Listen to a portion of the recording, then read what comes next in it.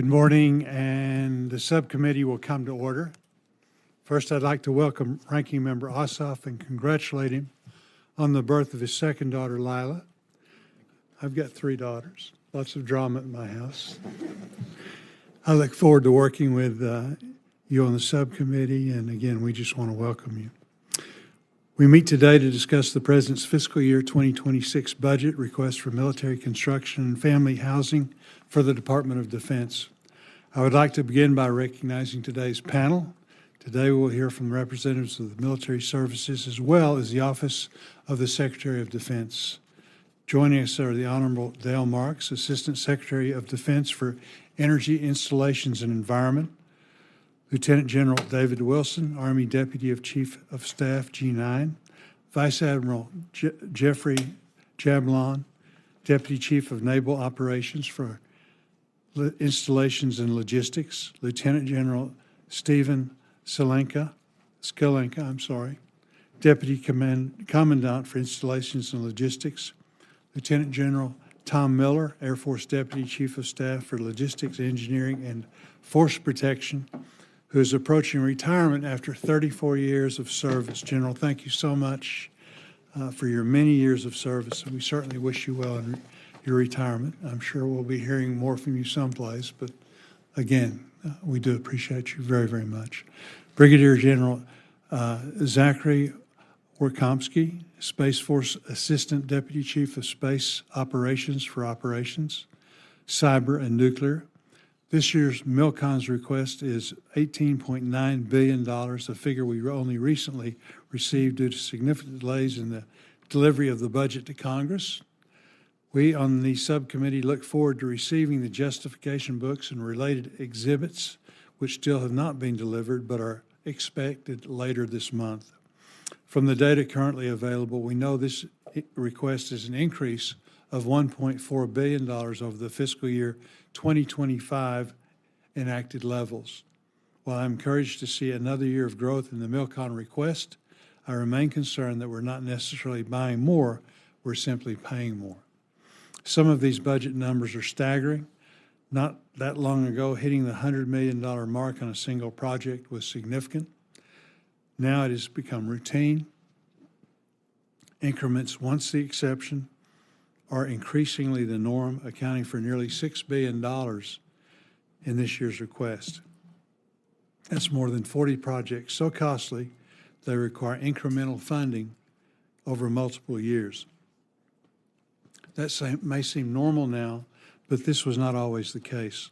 Multi-billion-dollar recapitalization efforts combined with the increasing complexity of facilities needed to support today's weapon systems are resulting in larger and more complex projects. At the same time, inflation and other economic pressures continue to escalate cost. This trajectory is not sustainable, and future budget requests cannot continue absorbing these rising costs. To that end, I'm encouraged by the conversations taking place within the department that are examining the full range of factors, policies, procedures, regulations, and laws that affect MILCON and its associated cost. Some of these are established by Congress, others stem from DoD policy, and some may be self-imposed.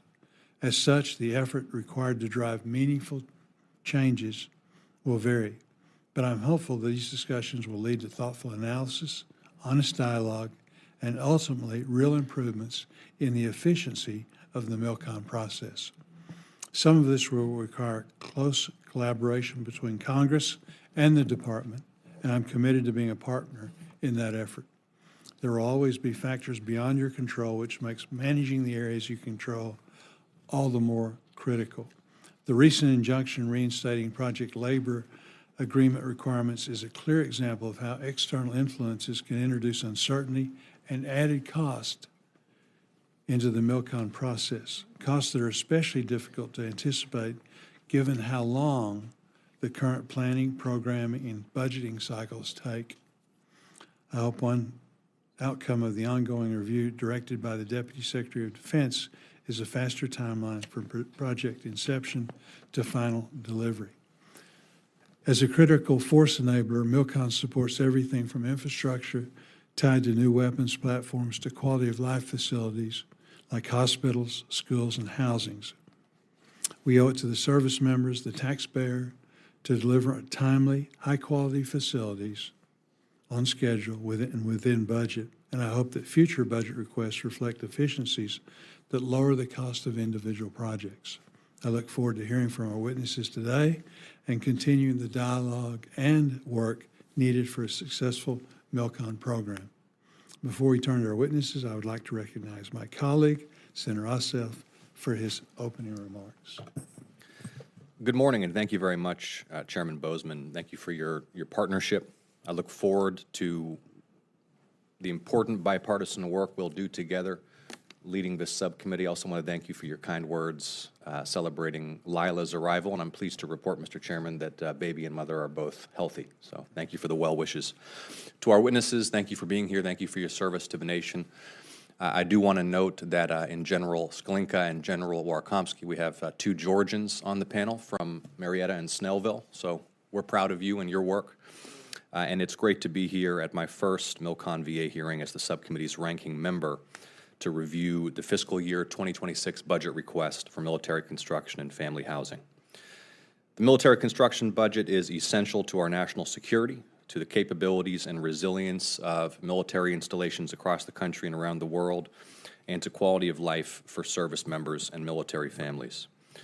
Georgia, of course, is home to 13 defense installations, vital to our national security and home to some of the nation's most important missions and capabilities, including key Air Force missions at Robins Air Force Base in Warner Robins and Moody Air Force Base in Valdosta, the Maneuver Center of Excellence at Fort Benning outside of Columbus, Naval Submarine Base Kings Bay on Georgia's coast, Fort Stewart, home of the 3rd ID, Fort Gordon, home of the Army Signal Corps and the Cyber Center of Excellence, where they also host a vital NSA facility, Hunter Army Airfield, which hosts elite U.S. Army Ranger and aviation elements, the Marine Corps Logistics Base in Albany, Combat Readiness Training Center in Savannah, and more. And through this subcommittee, I'll continue my work alongside Chairman Boozman and members on both sides of the aisle to ensure that installations in Georgia, across the continental United States, and around the world are resourced to defend our nation and to deliver the safety, security, health, and quality of life deserved by our service members and their families. For too long, Congress and the Department have under-resourced facilities like child development centers, Department of Defense schools, family housing, and barracks, plundering the accounts that support military quality of life in order to fund other priorities. And this persistent neglect of military quality of life does a disservice to those who serve and to their families. It's also a national security issue. If service members can't live, eat, train, and work in safe, healthy, world-class facilities, our readiness is undermined and so is morale. And the Department's failure to provide military families, especially junior enlisted personnel, with the health, safety, and quality of life they deserve undermines recruiting and retention of talented young people to defend the United States. I'm pleased that this year's military construction budget request includes nearly $500 million for 5 important Georgia projects in fiscal year 26. These are projects I've championed for years, from a new elementary school at Fort Benning to the Trident facility at Kings Bay, and their inclusion in this request demonstrates the critical contributions of Georgia's installations, missions, and units to America's national defense, and I'll continue working through this subcommittee to see them through. In total, this year's budget requests $18.9 billion for MILCON, a $1.4 billion increase over the current year-long CR. We know that MILCON has historically acted as a bill payer for other efforts within the department, and that the services have extensive unmet needs. And as I noted earlier, deferred MILCON has contributed to service members living in dilapidated barracks, training in insufficient facilities, and working in deficient spaces for their missions. I want to note a few concerns. First of all, I note with concern that the White House has decided to circumvent the budget process and push $900 million of MILCON funding into the partisan reconciliation measure. And let me be clear, MILCON in a reconciliation bill is not MILCON appropriations. It's a slush fund. The nature of reconciliation is such that neither this subcommittee nor the whole Senate will have control or meaningful oversight of those funds. And it's my belief that if Congress makes the mistake of accommodating this request to fund military construction via reconciliation rather than through the appropriations process, we bow to executive overreach, degrade our own constitutional authority, and drastically diminish our ability to oversee the use of these funds. I am concerned that the administration intends to use those funds, $900 million of military construction, through the reconciliation process, not to upgrade defense facilities at home and abroad, but instead to build a migrant detention complex across Department of Defense facilities nationwide and around the world, and in so doing, divert the department's mission from fighting and winning wars to domestic immigration enforcement. Our soldiers, sailors, airmen, Marines, and Guardians are warfighters, not jailers of migrants. I look forward to engaging with the administration, Mr. Marks, to get greater clarity on the intended purposes of those $900 million. Because if the administration does intend to fund the construction of migrant detention facilities at military bases using military construction funds, it should include those specific plans in its budget request. At minimum, the administration must provide this subcommittee with a detailed accounting of how it intends to use the $900 million requested for military construction in reconciliation. A few additional concerns I'd like to note. First of all, the use and invocation of emergency authorities to justify reprogramming of military construction dollars. There is a place for the use of emergency authorities to support reprogramming. If it becomes a habit, it can circumvent the appropriations process. I'll also note concern that there is a substantial defunding of family housing accounts for the Army and the Navy, including for programs that provide essential maintenance of and oversight of privatized family housing. And I think we all know that privatized family housing at DoD installations is a mess. I've spent years investigating it, heard testimony from folks like Captain Samuel Cho in Georgia, who experienced firsthand the effects on his daughter's health of mold and contamination in privatized family housing at Fort Gordon.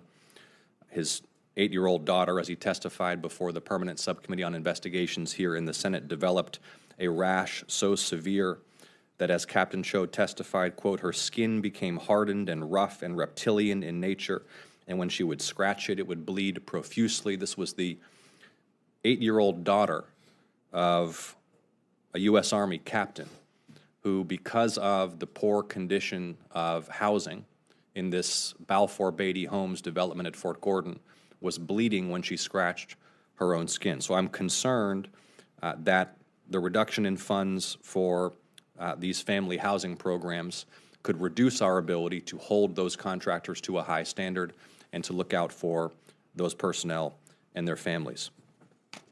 I echo the chairman in noting that we have yet to receive the budget justifications required for us to do our jobs with all the information that is necessary. We still do not have the unfunded priorities lists that will allow members of Congress to highlight projects critical to their home states that may have been left out of the request.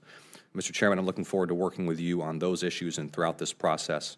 I want to thank again the witnesses here for your service to the nation and for being here to brief us and to answer members' questions. I think this subcommittee is known for rising above the fray and working in a constructive, civil, and bipartisan manner. It's simply too important for us not to do that. I thank you again, Mr. Chairman. Look forward to the conversation. Thank you. Very good. Assistant Secretary Marks, you're recognized. Thank you. Chairman Boozman, Ranking Member Ossoff, and distinguished members of this subcommittee. As the newly confirmed on day 7 Assistant Secretary of Defense for Energy, Installations, and Environment, I appreciate the opportunity to discuss the President's proposed fiscal year 2026 budget for the Department of Defense Energy, Installations, and Environment portfolio. The President and Secretary of Defense have laid out a clear objective for the Department: achieve peace through strength. As the Secretary has said, the threats we face are serious. Our investments to counter them must also be, and that's what this budget does. I firmly believe that the strength and lethality of our military is built both on the weapon systems that defend us and on the readiness of our service members and their families to accomplish this mission. And make no mistake, our installations are weapon systems, just like our ships, tanks, and planes. We must ensure that they are postured in terms of quality, condition, and laydown to carry out the entire spectrum of military operations. But at the same time, we know that America is a target. Our installations are under threat, not just from our adversaries, but from aging infrastructure, extreme weather, and increasingly complex operational demands. To address these challenges, we're focusing on an installation resilience approach that focuses squarely on military readiness and operational capability. This ensures our resources directly support what matters most, maintaining ready forces and resilient installations that can operate effectively under any conditions. In particular, we are focusing on infrastructure modernization and energy resilience, operational energy security, and investing in our innovation and research programs. At the same time, we recognize the resilience of our installations is enhanced by partnering with our defense communities, and we're making a concerted effort to work with them on mutually beneficial initiatives that enhance resilience and prevent risks to national security. We also recognize that our service members' readiness starts at home. We want to ensure our warfighters are able to deliver 100% of their effort to their missions without having to worry about issues with their housing or the health and safety of their family members back home. The Department remains committed to ensuring that the DoD's housing portfolio meets appropriate life, health, and safety requirements and provides a positive living experience for military personnel and their families, and we're continuing to address risks to human health and the environment through our environmental cleanup programs. To accomplish these goals, the Department must ensure that we make the most efficient use of our resources and manpower, and as such, the Secretary of Defense issued a clear directive to focus on eliminating waste and duplication to enable the Department to focus on its core mission of defending the nation. EI&E is coordinating several efforts to review current processes and regulations to create efficiencies, reduce costs, including a review of our MILCON and FSRM investment portfolios, real property efficiencies, and review our implementation of environmental laws and regulations. And finally, as part of this administration's efforts to counter China's malign actions, we continue to work with key stakeholders across DoD's use of lands and natural resources in Hawaii through the Hawaii Coordination Cell. Going forward, we have some big issues to tackle, such as meeting Congress's directive to significantly increase our SRM investments to at least 4% of plant replacement value, and I look forward to working with the committee to address these challenges head-on and fulfill our commitment to our soldiers, sailors, airmen, Marines, and Guardians. Thank you, and I look forward to your questions. Thank you. General Wilson.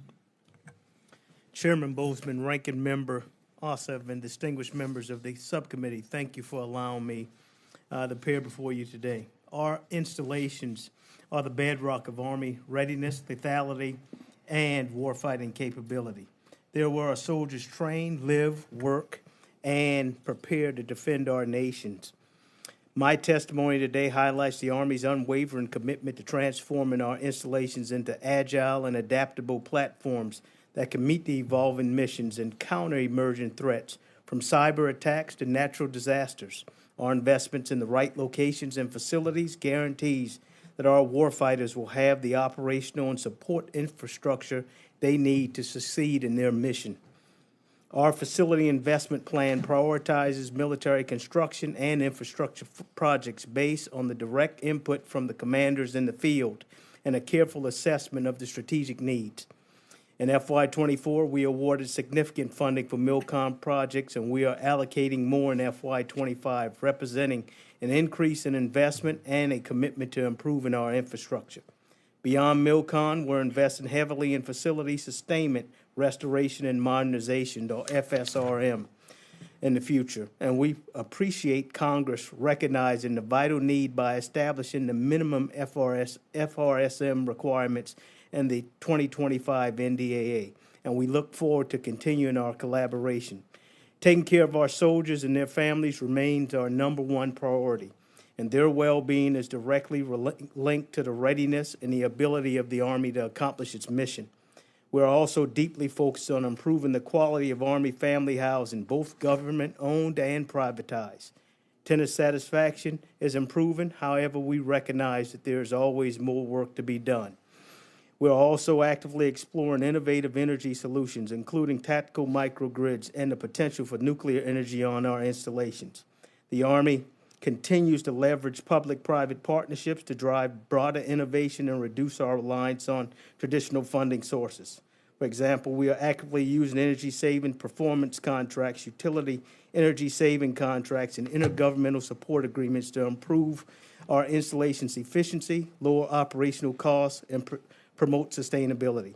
Predictable resourcing is an absolute essential to modernize our Army installations, maintain our warfighting edge, and ensure the safety and well-being of our soldiers, their families, and our defense communities. Thank you for your continued support and your commitment to our military and the dedication to ensuring that the readiness of our Army is first and foremost at the forefront. I look forward to your questions. Thank you. Admiral Jablon. Chairman Bozeman, Ranking Member Ossoff, distinguished members of the subcommittee, thank you for the opportunity to testify before you today.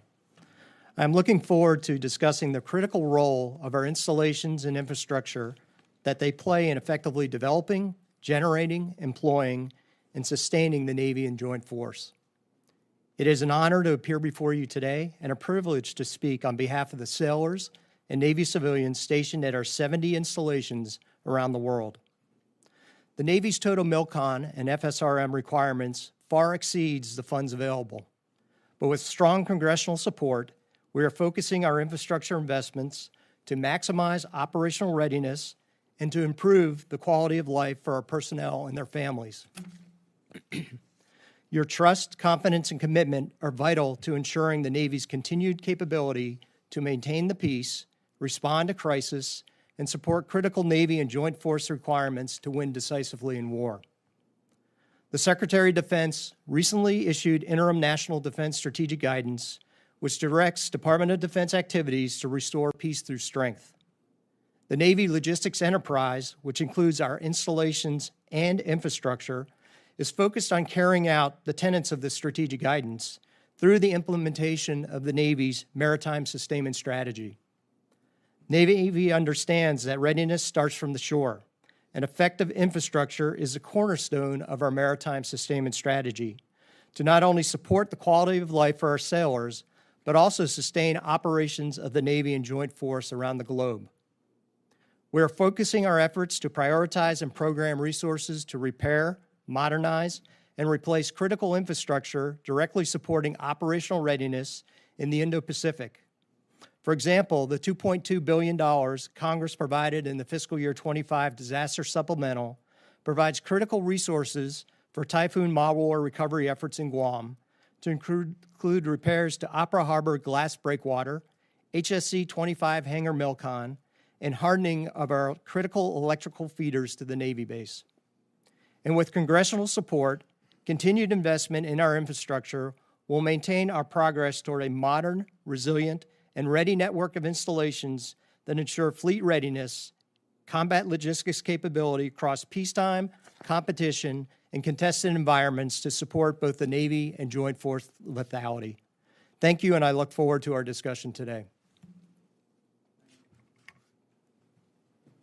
Thank you, General Skalenka. Chairman Bozeman and Ranking Member Ossoff and distinguished members of the subcommittee, I really appreciate the opportunity to testify today regarding your Marine Corps' military construction and the quality of life initiatives that we have. On behalf of the Commandant, also, I want to make a special thanks to all of you for your continued support to all of our Marines, the active duty, the reserve component, civilian, retired, and of course to our families. Now, the infrastructure and MILCON challenges confronting the Marine Corps today, these are decades in the making, and there are no quick fix solutions. As repeatedly documented by the Government Accountability Office, our deferred maintenance and our MILCON needs, they're significant, and they go beyond our ability to self-fund. The year-long continuing resolution has exacerbated these challenges. But what I'm not going to do today is I'm not going to state that the only solution to these issues is more money and greater resourcing. As we previously testified, and as has been noted by the GAO, additional funding is indeed required, but so is leadership. And to that end, the Commandant, his directive to us has been clear. It's a commitment to our Marines and their families, young people from your respective states. That commitment's unwavering. They are what we value the most, and that's why we will continue to accelerate the delivery of our Barracks 2030 project, as well as aggressively implement our force design and Marine Corps modernization. Now, regarding our bases and stations, the Commandant and I have long expressed the point that these are no longer administrative garrison sanctuaries. I think we should expect that the opening salvo in any conflict with a peer adversary, it's going to be aimed at our infrastructure. And our installations here in the homeland will not be exempt from such attacks. In fact, I think the case can easily be made that the first shots are already being fired in the form of cyber attacks, UAS incursions, campaigns of subversion as well as disruption. Against a peer adversary, we're going to find ourselves not only fighting from our bases and installations, but in several cases, we'll likely find ourselves fighting for those very bases and installations. Now, with strong support from Congress, we're making progress. But this is going to require sustained effort over a sustained period. No one budget year is going to provide enough resources to overcome our existing challenges or to eliminate the threats to our installations. However, the Marine Corps, as we always have, will continue to make every dollar count and maximize the return on investment for the American people and the Marines that they've entrusted us to lead. Now, we remain extremely grateful to the subcommittee for your partnership and your leadership, and together we're going to ensure that our installations are as resilient and as ready as the Marines that they support. Thank you again for the opportunity to testify today, and I look forward to your questions. Thank you, and General Miller. Good morning, Chair Bozeman and Ranking Member Ossoff and distinguished members of the subcommittee. I'm honored to appear today to discuss the fiscal year 2026 Air Force Military Construction Program. I'd like to begin by thanking the subcommittee for your steadfast support of our nation's Air Force and the military construction funding that you've provided. Multiple projects, including an air traffic control tower, a child care development center, and multiple military construction projects benefited from the $160 million in additional appropriations provided by Congress beyond the FY25 President's budget. Importantly, $487 million that Congress provided for the FY25 Disaster Relief Supplemental provides much-needed resources to support Andersen Air Force Base's recovery from the devastation of Typhoon Marwar. Our nation continues to face a nexus of complex challenges: defending the homeland, deterring a pacing threat of China in the Indo-Pacific, the increasing complexity of multi-domain threats, and the competition for resources, and the increasing rate of technological change. The People's Liberation Army continues expanding, modernizing, diversifying its entire military, including its air, space, cyber, and nuclear forces. In the face of these challenges, this year's FY26 budget reflects ongoing modernization efforts, including revolutionizing global strike capabilities built around the Sentinel and the B-21 Raider. Sentinel is the largest, most complex weapon system acquisition program the Air Force has ever undertaken. We're working with the Office of the Secretary of Defense in seeking opportunities to reduce costs while revising the program's Milestone B recertification. MILCON for Sentinel support facilities at Vandenberg Space Force Base and Hill, F.E. Warren, and Malmstrom Air Force Bases continue as the program restructures. The budget request includes funding for utility corridors and design for launch and control facilities. Support to the B-21 program across Ellsworth, Dyess, Whiteman Air Force Bases is also included in this year's submission. Without question, our airmen are the foundation of the Air Force. This request preserves the well-being and quality of life for service members and their families through investment in much-needed housing and child care development centers. Generous congressional support in fiscal years 22 through 25 funded most of our CDC projects that were currently at executable design stage. The Air Force is actively working on design of 15 additional CDC projects totaling $492 million for inclusion in future budget submissions. Additionally, in FY26, the Air Force Military Family Housing Construction Program focuses on planning studies, designs for future construction, and 2 projects improving housing in Japan, one at Yokota and one at Kadena Air Base. In closing, the Air Force's strong partnership with this subcommittee's members, the dedicated staff, that are both essential to the modernization of our assets, the safety of our installations, and the welfare of our airmen and our families. I look forward to continuing to support and to this hearing today. Thank you. Thank you, General Warkomski. Chairman Bozeman, Ranking Member Ossoff, and distinguished members of the subcommittee, thank you for the opportunity to testify on behalf of the U.S. Space Force for our military construction program.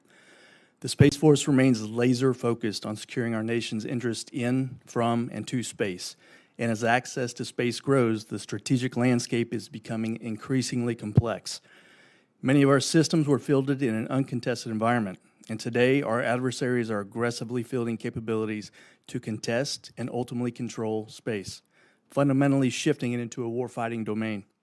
They are also posturing to challenge our critical infrastructure both at home and abroad. Meanwhile, our installations serve as home to our guardians, airmen, mission partners, and their families who live and work there. The preponderance of our combat-ready guardians are employed in place at their home stations, executing their missions from our installations, which serve as power projection platforms. The vital importance of our facilities and infrastructure cannot be overstated. It is foundational to the launch and operational missions we conduct across the entire spectrum of conflict to provide essential capabilities to the Joint Force. Military construction funding for the Space Force provides flexibility balancing infrastructure requirements across our weapon systems, quality of life, and force support portfolios. FSRM priorities include essential upgrades to power, electrical, and water systems, heating and cooling, fire suppression, roofs, and dormitories. MILCON priorities focus on increasing capacity and reducing risk to mission with an emphasis on mission bed down, security improvements, and assured access to space.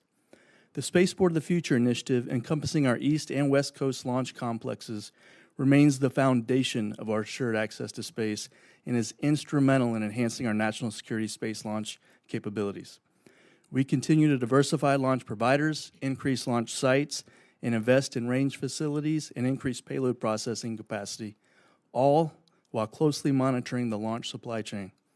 We want to thank Congress for the $109.8 million in MILCON, $444.5 million in FSRM, and the $84.9 million in planning and design the Space Force received in FY25. This includes $63 million in planning and design for Spaceport of the Future to keep our launch enterprise globally competitive. Thanks again for your continued advocacy for Space Force MILCON, as well as the quality of life initiatives supporting our guardians, airmen, and their families. I look forward to our dialogue. Thank you very much. Thank you for your testimony. We'll get started with our questions. I had the opportunity to go to the Army Museum over the weekend. I saw a little blurb on one of the morning shows about the new exhibit there, and it's in the Army Museum, but it really is about the fighting patriots that really, were so stepped forward at the time of crisis as our country was beginning. But I'd really recommend that all of you go and see it. It's outstanding. Again, it's in the Army Museum, but it's really not an Army museum in the Army exhibit, in the sense that that same spirit is what embodies you all, the people that have served since then, that have done such a tremendous job of keeping us safe, keeping us free, the sacrifices of you in uniform and your families. It certainly is a family affair. And we're going to be talking about housing, all of the things that we can do to keep, families together, that aspect of things.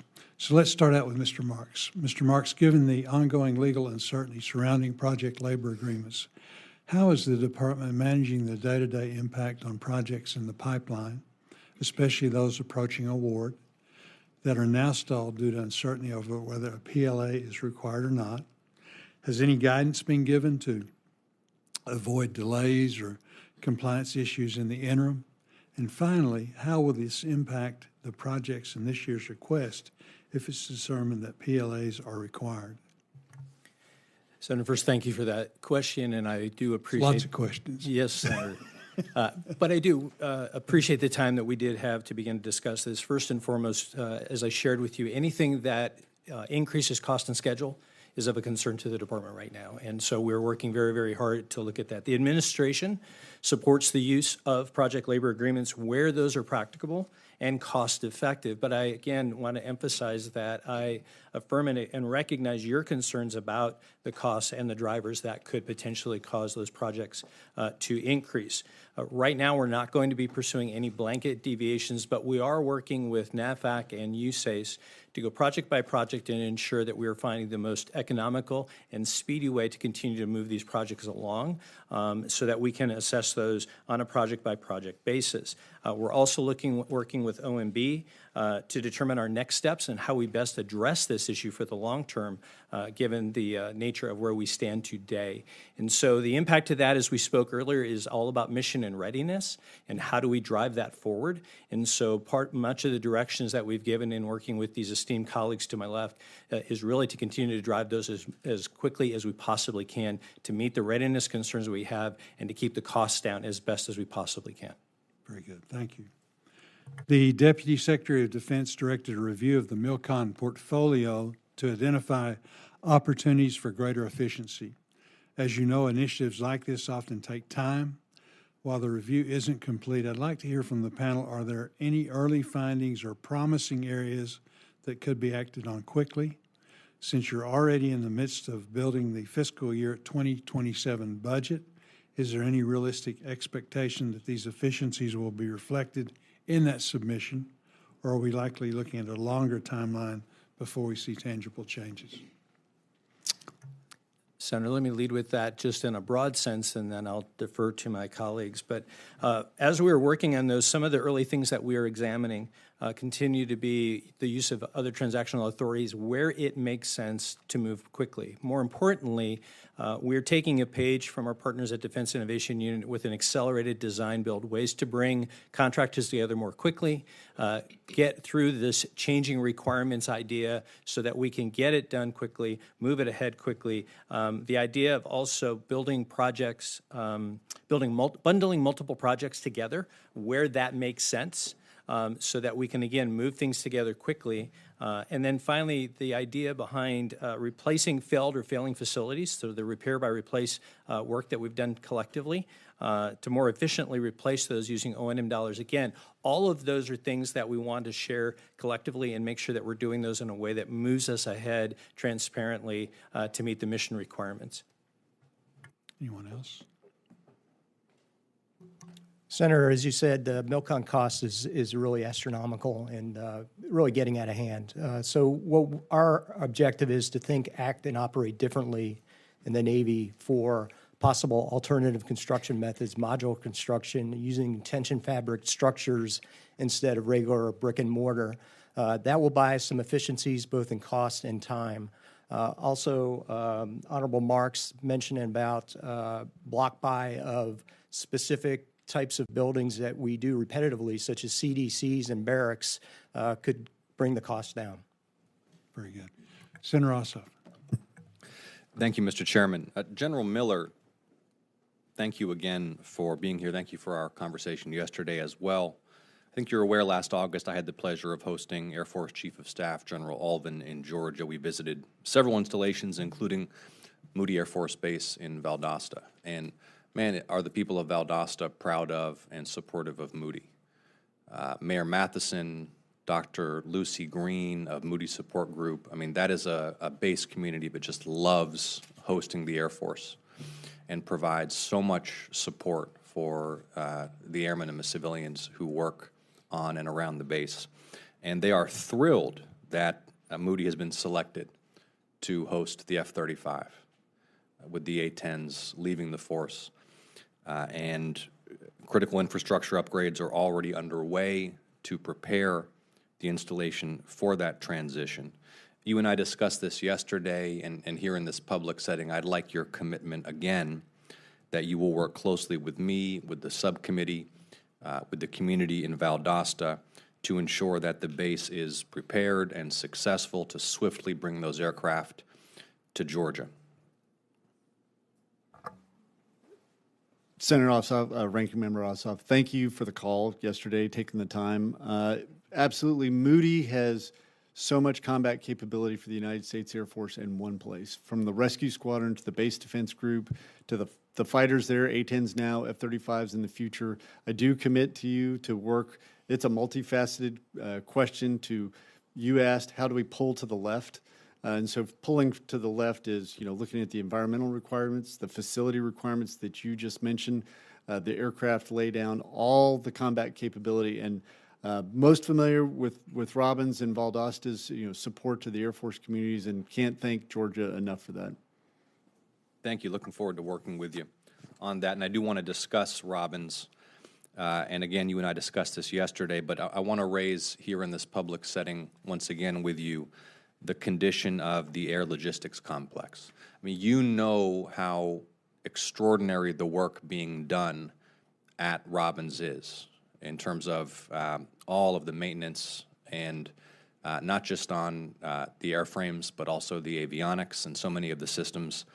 But that air logistics complex really needs more investment. The condition of the facilities, degradation, neglect, faulty construction, it's a disservice to the airmen and civilians who are there, making sure that the Air Force has aircraft, avionics systems that are in the state they need to be in. So I'm asking you here for your commitment to work with me and the subcommittee and the leadership at Robins to accelerate investment in key projects at Robins that may include FSRM funding and to upgrade facilities at the Air Logistics Complex. Yes, sir. And in the public forum, I do want to just applaud Warner Robins Air Logistics Complex has turned around vexing problems we've had with weapon systems F-15, C-5, C-130 in all aspects, meeting on-time delivery and providing more flight line availability for those weapon systems in wings throughout the Air Force. And you remarked avionics in particular is a particular skill set that the complex there produces for many weapon systems that I didn't just mention. And you do have my commitment that looking at not only the workload that's there now at Warner Robins, that what's in the future also coming to Warner Robins, that the facilities, the infrastructure, the overhead cranes, the power, all the ability in the classified environment also for the avionics, as mentioned, will be addressed and planned for in advance and not late to need. Thank you so much. Looking forward to working with you, General. And Admiral Jablon, thank you as well for your service and your testimony today. Georgia is proud to host Naval Submarine Base Kings Bay. We are proud to host the East Coast home for the Ohio-class submarines. We are working closely with the Navy and with the Department in order to prepare for the transition of the Columbia-class boats. It is one of my top priorities to make sure that we're investing in Kings Bay to prepare it for the equipment and the missions that are coming. Can I have your commitment, Admiral, to work with me and the subcommittee and the leadership at Kings Bay and local leaders in Georgia to ensure that the base is fully prepared to accept the new Columbia-class submarines? Senator, thank you for that question. As a former Submarine Group 10 commander in Kings Bay, you do have my commitment to work with you and the subcommittee. As you know, the Columbia-class submarine is our #1 priority in the Navy, and the infrastructure which supports that is vital to its success. Thank you, Admiral. Thank you, Mr. Chairman. Thank you. Senator Hyde-Smith. Thank you, Mr. Chairman, and thank you, Ranking Member, and thank you for being on the panel today and your willingness to serve. And I just appreciate everybody here in uniform and that's not in uniform for your commitments. I just want to get that out there. And I really appreciate the fact that in your FY25 budget, you included the Keesler Air Force Base tower. That is so important for that air traffic control tower there. And it's certainly part of our national defense, but we're very proud of it and appreciate that. And this is for those who want to answer that concern of mine, is how is the department ensuring that smaller but strategically essential installations such as those in Mississippi are not overlooked when it comes to long-term planning for necessary infrastructure upgrades and resource prioritization? Senator, thank you, and good morning. First and foremost is, as I've mentioned before in previous testimony, the understanding that combatant commanders and the laydown and the needs. So as we think about things like Golden Dome, when we think about the defense of our installations, counter small UAS, other things, is the importance of our installations, again, not only as force projection platforms, but as war-fighting places themselves. And so as we take that, the department's taking a comprehensive look at all of our locations to ensure that we are in the right locations at the right time and making sure that we're making the proper investments to meet those there. And I know each of the services has their own determination of how that is important, but I assure you that we are taking that seriously as we look across the entire portfolio of our installations and their importance to what the future defense of our national security. Thank you for that. And I'll go back to you. The prior administration was very slow in evaluating, processing, and reporting to this committee the required projects restructurings under the military housing privatization initiative, particularly those caused by shortfalls in the long-term reinvestment accounts for those projects. What is your team doing to expedite these evaluations and reports to this committee and OMB so that our service members can benefit from the much-needed improvements these restructurings will provide for them? Senator, thank you for that. And as a past resident of military housing, I assure you that I appreciate greatly what you are discussing here today.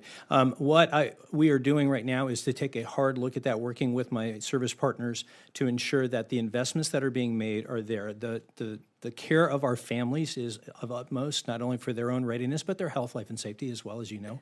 And so I wanted to make sure that we take a harder look at that, again, early into the job and diving deeper with each of the services to look at that. But I share your concerns and will continue to share with this committee what we learn and how we make improvements to the portfolio.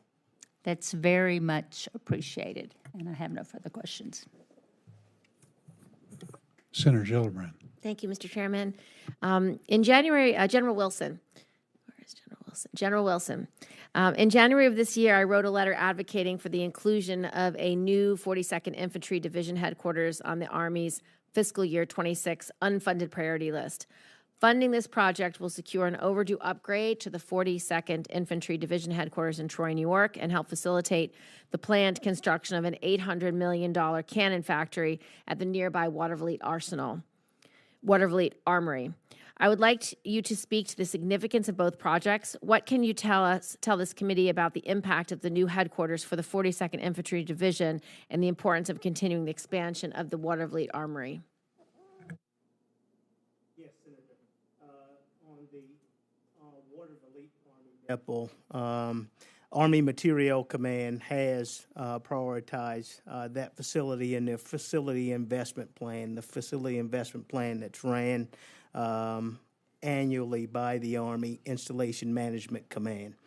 And so that's accounted for in that space as all of our projects. And we run this facility investment plan annually across with senior commander input, and they determine what prioritization each of their projects in their respective areas will have. And we continue to support those commanders on the ground priorities from the Department of the Army staff level.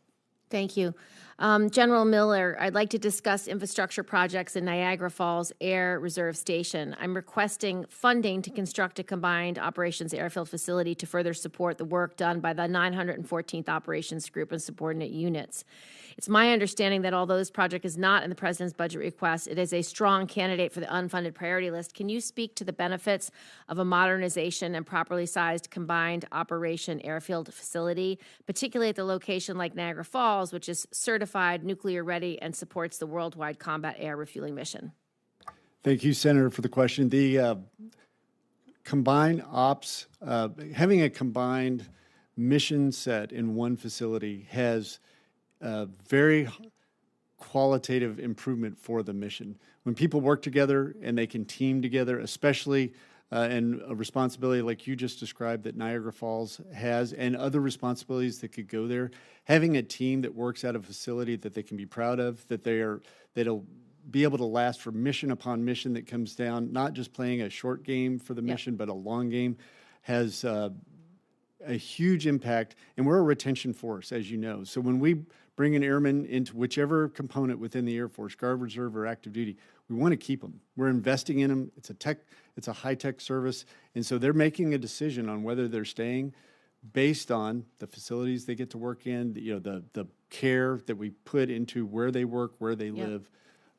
Absolutely important. Well, thank you, General Miller. General Wilson, it's my understanding that the new runway lighting infrastructure is needed to improve aircraft safety during takeoff and landing at Wheeler-Sac Army Airfield located at Fort Drum. Considering the recent frequency of airfield incidents, including the tragic collision at GCA in January, can you speak to the importance of this project as well as other infrastructure projects that may be necessary to improve air traffic safety? Yes, Senator. In fact, the Army supports this and supports the move from FY 27 to 26 for this project timeline Yep. move out. And that was just signed on yesterday. Great, thank you. Last question, General Miller. With the continuing proliferation of small unmanned aerial systems, including the strategic success of Ukraine's Operation Spider's Web and Israel's recent drone operations staged from within Iranian territory, I'm wondering what additional passive infrastructure defenses the Air Force may be considering to protect aircraft on the flight line, including construction of hardened aircraft shelters. Thank you, Senator. We've been thinking about this long before the dramatic events that everyone saw on television. I think it's a multifaceted problem with a multifaceted approach. Facilities absolutely has a play there, but also electromagnetic spectrum. How do you directed energy? The authorities to, especially within the United States, coordination with the FAA, coordination to prosecute, whether it's FBI that is going left of launch of counter Suez. So facilities and infrastructure and hardening does have a play, but it's a multifaceted play. We don't want to spend years and years only going after the facility piece, only to learn that there's a different threat that we're seeing in the rearview mirror. And when can we expect a plan or proposal with regard to UAS? I actually work very closely with our Director of Operations, who's the lead for the Air Force, because it is all the things I just mentioned, which I know we're short on time, but I will get back with the A3 as the lead for the Air Force on it, and we'll get back with your office, or if you have time, with you. Anytime. Thank you. Thank you, Mr. Chairman. Thank you, Mr. Ranking Member.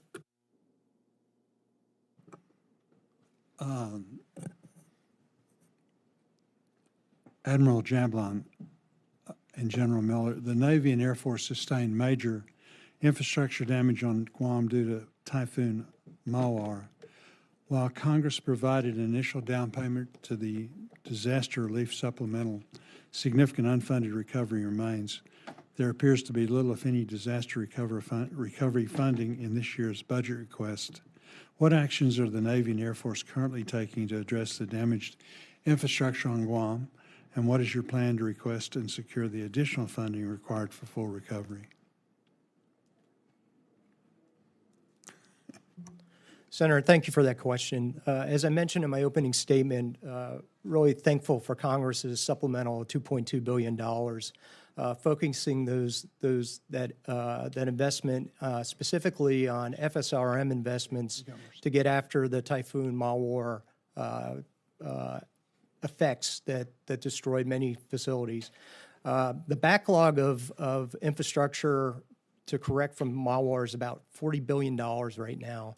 So we are looking at those most critical infrastructure assets, hardening our electrical utilities, going after electrical utilities within the Navy base at Polaris Point to focus FSRM and MILCON dollars on that. But we're working as diligently as we can in a prioritized way to get after Mawar recovery efforts. And Chair Bozeman, if I could add, from the punishing environment, as you know, of Guam, humidity, wind, it has a degrading effect on equipment. We've had a lot of pre-positioned equipment that we had pre-positioned at Anderson, and this is prior to the typhoon, where we didn't have adequate facilities to shelter from the weather.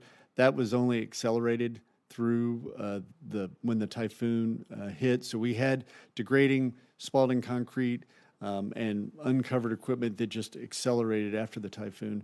We have taken the funds that have already been provided by Congress and doing warehousing to get equipment out of the weather. We have $109 million in two projects, which will award in August and September, to address two dorms that we need to renovate, 2 out of 4 that we're looking at. But to get to your question very directly, we would be decades trying to absorb the requirements that we have within the base budget of the service. If it's $8 billion is the current estimate for the Air Force, which is more than twice as much as we have in MILCON for any 1 year for current mission MILCON and new mission MILCON.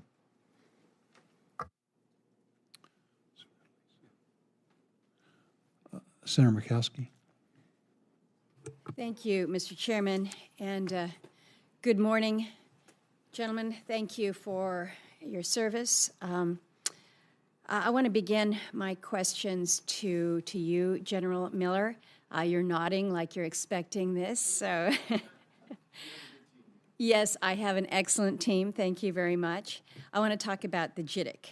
This is the Joint Integrated Testing and Training Center at JBER, one of the Air Force's top priorities for MILCON. In the FY26-1 files that the committee received last week, the Air Force increases that request to $152 million in FY26 authorizations.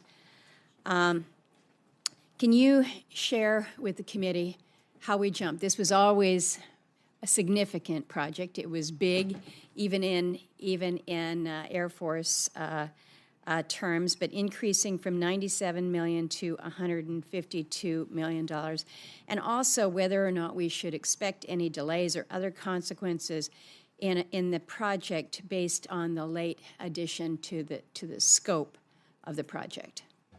Yes, Senator, thank you. The JITC, the importance of the JITC can, I don't have the words to describe how important it is to the Joint Force, to the air domain.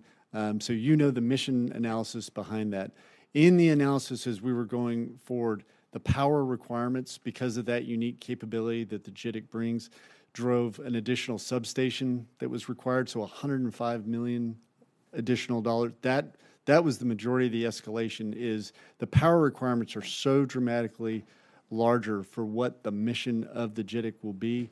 That was the escalation. So can you share then, because you know the situation in Cook Inlet with the natural gas supplies dwindling, how is the Air Force working to secure long-term energy needs for not only JBER there, but really for the bases more broadly in Alaska? So, Senator, I'm sure you're aware of the recent announcement for the microreactor at Yes, Eielson. finally, we're pleased to see that. Yes, ma'am. And that's really, I think, that's an indicator for the future for us, not only for a location that's so reliant on a source of reliable, that's repetitive, energy to have it there, but from a resiliency standpoint, from being able to island off of the grid. It was mentioned earlier in testimony that absolutely attacking our SCADA systems at the beginning of an attack from a cyber perspective is an easy take for an adversary. So if we have mission systems that are relying on a commercial electrical grid and thinking about the impact that would the energy independence that it would give us to be able to island from an energy perspective on installations with critical missions throughout the United States and deployed. And I think the encouraging piece there is it's a 5 megawatt reactor, but to build, if there's additional requirements, to build additional. We're looking forward to that and seeing. What's it going to do to your timeline? Are you worried about that? That it pushes out the timeline for the JITC to be fully stood up? Time is not on our side on any piece of this, so I'll have to get back with your team on the specifics of the timeline. I'm not aware. I was aware of the dollar escalation from a time perspective. I think once they came to the conclusion of there's just no way to meet it with the current power requirements, they took that into the planning. I'll have to take that for the record to get you the details. Well, of the time. I would appreciate that. Let me turn now to you, Mr. Marks. Also, sticking with the energy vulnerability, we know the situation in Alaska, again, a great reliance on natural gas out of the Cook Inlet, and up in the interior there, specifically at Fort Wainwright, the concern about Wainwright being vulnerable to unexpected outages and operational issues. Wondering whether the budget request reflects appropriate funding levels to address energy reliability challenges like we have at Wainwright. And then I'm going to throw an extra question in here, and this is related to dual use infrastructure. I have been pushing much more aggressively on what we can be doing within particularly the Alaska environment to move towards opportunities to construct projects that are able to serve multiple departments and agencies. I'm concerned about energy, and I want to focus on dual-use infrastructure. Senator, thank you for that. First, being sensitive to time, I know the first one, installation energy resiliency plans are certainly part of what has been put into the program, and so I'll be happy to come back to you and we can discuss that one further. Great. Alternatively, on dual use, I agree with you. Partnerships and industry best practices are things that we need to continue to pursue, and so also that's something that we can share together, and I'll be happy to come back and meet with you on that. Thank you. Mr. Chairman, I have many questions that I'll submit for the record, but I appreciate the individuals being here today. Thank you. Senator Baldwin. Thank you, Mr. Chairman and Ranking Member, and thank you to all of our witnesses. Thank you for your service. I want to start with you, General Wilson. I understand the Army Reserve is facing a multi-billion-dollar backlog in deferred facilities restoration and maintenance, and I'm concerned about the impact this backlog has on readiness for not just the reserve, but also the active component, given the critical sustainment and logistics capabilities that reside within the Army Reserve. Fort McCoy in Wisconsin is a key installation for reserve component training and large-scale mobilization. For the Army G9 perspective, how are military construction investments at Fort McCoy, as well as those for individual reserve units in Wisconsin, being prioritized to support their long-term strategic value? Thank you, Senator. All of those requirements are prioritized by that component, the Army Reserve, Compo 3. And so what comes in as part of the facilities investment plan for the Compo 3, it's their assessment based on the status of their facilities and infrastructure. And with, like Fort McCoy, which is a serious mobilization station and site for the Army, I could tell you that they're giving it the right level of attention and ensuring that's accounted for in the facilities investment plan moving forward. Okay. Thank you, General Wilson. Secretary Marks, I worked with this committee to secure funding for a new community noise mitigation program implemented by the Office of Local Community Defense Cooperation. I was disappointed by the long delay in making the first round of funding available to local governments.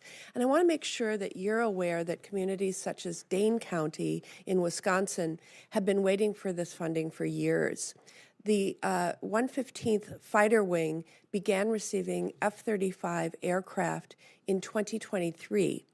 And the neighboring residents are still waiting for federal assistance in addressing noise impacts. So, Assistant Secretary Marks, will you work to ensure this funding competition moves forward without delay? Senator, absolutely. And first, let me thank you for your leadership on that. As someone who just left an F-35 training base with more than 50 F-35s, I understand the source of your concern at Truex, so thank you for that. Yeah. Yes, ma'am. In fact, what I would like to do is come back to you and sit down with you and explain the competitive process and ways that I think we can bolster the case to make sure that that does move forward without delay. And so I'd be happy to come back and do that with my team if that would be acceptable. And to you, the second round of competition is ongoing right now, and so we certainly want to make sure that we put all of the effort behind that. And I acknowledge that, and would be happy to schedule that with your team. It closes out shortly in early July, and That's I know correct. that my community is working very hard on their submission for that, and I would welcome a follow-up with your team to Yes, talk ma'am. in more granular detail. Be happy to do that, ma'am. Mr. Secretary, this committee has also long been concerned about the backlog of cleanup efforts at current and former defense installations. The most recent publicly available information from the Defense Environmental Restoration Program on the status of planned remediation is from fiscal year 2023. That information lists an intent to devote over $1 million to cleanup activities Wisconsin in Wisconsin in fiscal year 2025. I know I speak for many on this committee when I express my dissatisfaction with the full year continuing resolution that passed in March. But my question for you, Mr. Secretary, is what is the status of this fiscal year 2025 funding that was planned for locations in Wisconsin, including Badger Army Ammunition Plant? And the second question, is the department still on track to devote this funding towards urgently needed cleanup efforts there? Senator, thank you. We take our environmental responsibilities very seriously, and I do owe you a deeper dive as I'm learning the position right now with my team on each of the cases, and unless General Wilson may have more to this. But I can assure you that we are going to continue to push forward for those things. What I need to make sure that I go back and look at is how that all lays down flat within Wisconsin, which I don't have with me today. I'd be happy to take that for the record and come back to you on that. I'd appreciate that. Maybe we can do both topics at once. Absolutely, as a ma'am. follow-up meeting. Yes, ma'am.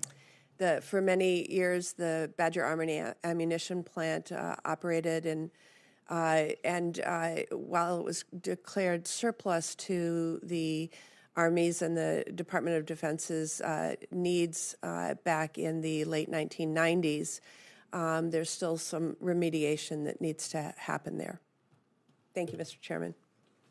And Senator, from the Army standpoint, we account, there's 27 sites that we're still working toward, and we're committed to the EPA standards for remediation. And the prioritization, of course, most contaminated location is how we're making sure that we step through the list. Thank you. The senior senator from North Dakota. Thank you, Senator Mr. Hogan. Thank you, Mr. Chairman. Thanks to you and ranking member for holding this hearing today. I'd like to thank all of you for your incredible service and as well as all your staff that's here with you. Thanks for your incredible service. We appreciate it and for being here today. General Miller, some gratitude to you for the resurfacing at the Grand Forks Air Force Base runway, or the upgrades, I should say, that runway. Very important. Right now, we're actually hosting, as you know, the B-1 from Ellsworth, as they're making modifications there for the new B-21. And I think we're the logical place to bring it for the Dias B-1s when they have to do the same. So thank you for that, being on top of that. Appreciate it. And that's, by the way, that's going very well, in addition to our ISR mission, hypersonics, satellite, and all the other things we do there at Grand Forks. I want to ask you about Sentinel, though. Very important that we keep Sentinel on track. As you know, because of the Nunn-McCurdy review, we've had a pause. But now, from what I've seen, Air Force is doing some very good things about getting to concurrency in actually installing Sentinel across the 3 ICBM bases and working to get back on track. And we've worked very hard to keep that program funded. And we're doing that again through reconciliation. Talk to me about how you're going to make sure that that gets done concurrently across the 3 bases and on schedule. Thank you, Senator, for the question. And the concurrently versus serial, and getting there's important work right now, even during the restructuring on Sentinel for utility corridor work, which is vitally important, regardless of the specific restructuring action. The utility corridor work that is being done now, and the planning and design for launch facilities and launch control facilities, all has to be done in advance. I think not knowing what the future brings, there are budgetary requirements in the future. Doing the things we can do right now in the known environment is important, and so that's where we have parts of the Sentinel program have paused under the restructuring, but not the part you just described. So the utility corridor and the planning and design for that launch facility, launch control facility, all can be done and is being done now. And you're committed to proceeding, as I've just described, and you and I have just discussed. Yes, sir. Thank you. And then the weapons generation facility at Minot Air Force Base. Right now, the only place that we have air-launched cruise missiles, particularly nuclear air-launched cruise missiles, is Minot, and Minot and Barksdale will be the only places going forward. We need upgrades to that weapon gens facility. Talk to me about how you're going to get that done in a timely way. There are $44 million in projects that Global Strike's identified specifically to get, that's FSRM, actually, to keep the weapons storage area not only viable, but able to accept LRSO. There's LRSO, right? LRSO specifically. There's different requirements over time that are just a function of weather, keeping airmen out of the weather from a security standpoint. But then there's configuration of a specific, and I know we're in an unclassified environment, but a configuration and security that have to be addressed, which Global Strike has looked at all those requirements, and I know it has competed extremely well in the prioritization for the FSRM dollars. So they definitely have a strong voice. They definitely have a strong voice within our prioritization within the Air Force. And your intention is to have those upgrades in place by the time LRSO is ready to go? Because right now, we're not on track for that, but your intention is to be on track for that. My intention for the configuration piece, absolutely, and I need to go back, loop back on the roads, the roofs, the non-configuration piece. I need to take that one for the record, Senator, and come back to you or your staff with to get that part of the answer. Thanks, General. General Wilson, for our number one project for our Guard is the 817th Engineering Company in Jamestown. They're actually using the Civic Center. This is a large sapper group engineering company that's been deployed multiple times around the globe, always does an incredible job. They need a new facility. There's $2.5 million in the 25 continuing resolution, but it was not in the 26 budget request. This is a priority. What can you do? Senator, we will make sure that we circle back with the Guard from their facilities investment plan consolidated list that was approved by them. Of course, that prioritization we're committed to supporting based on the resourcing that becomes available. Okay, and this next one I know is really important to the chairman of the committee here because he likes to come up to North Dakota and go to Devil's Lake where we have an incredible Army National Guard base, Camp Grafton. And not only does it provide a lot of training, particularly for NCOs, but also it houses the BIA Law Enforcement Training Center, which is the only one we have other than down in Artesia, New Mexico. There is a facility there for lodging, and I know you would want our chairman to be comfortable when he comes up there. And that has been 100% design completed, $8 million spent on the project cost, but he might be coming pretty soon, so we need to make sure we keep that moving. And out of deference to our chairman, can you help me keep that moving?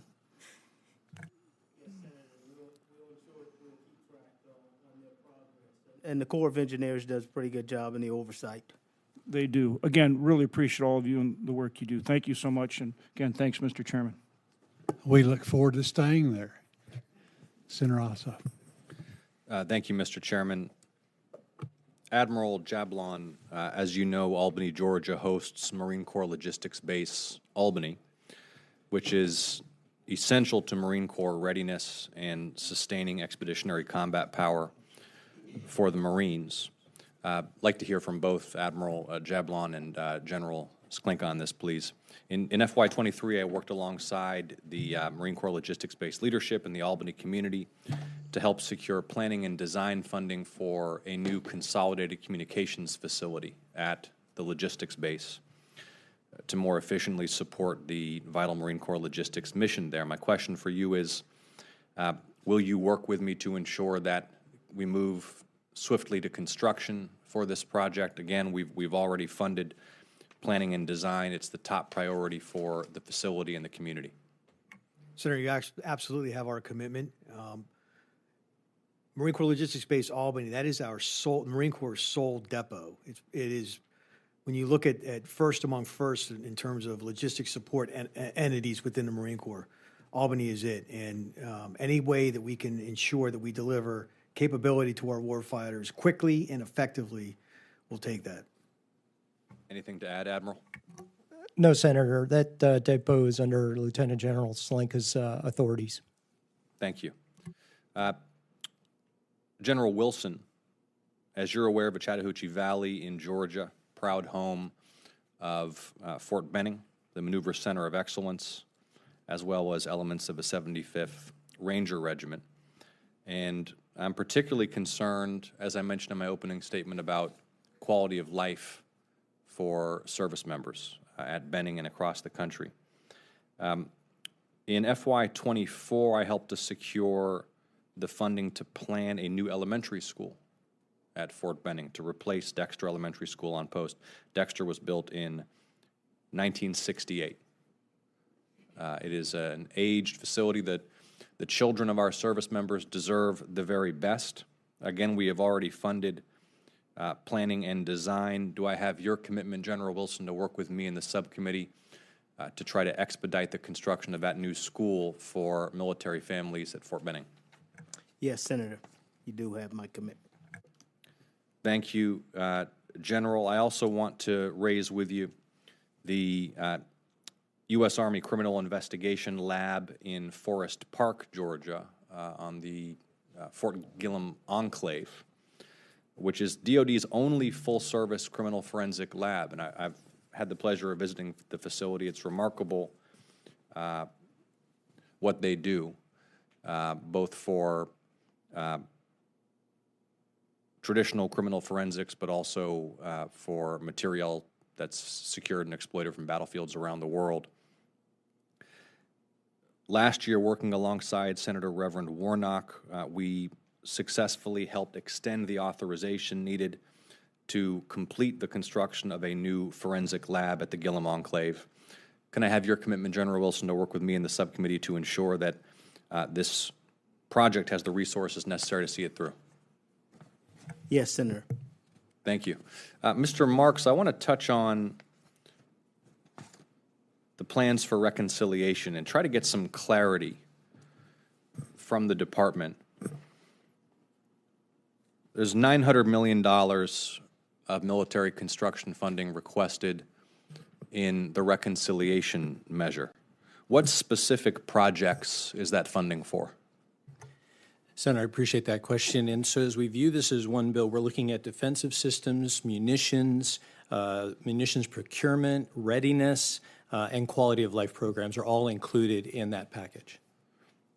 That is many things and important things. My question is, what specific projects will be funded by the $900 million allocation requested for the reconciliation measure, as opposed to the remainder of MILCON funding, which the administration wants to move through the normal appropriations process? What is that $900 million for, specifically at the project level?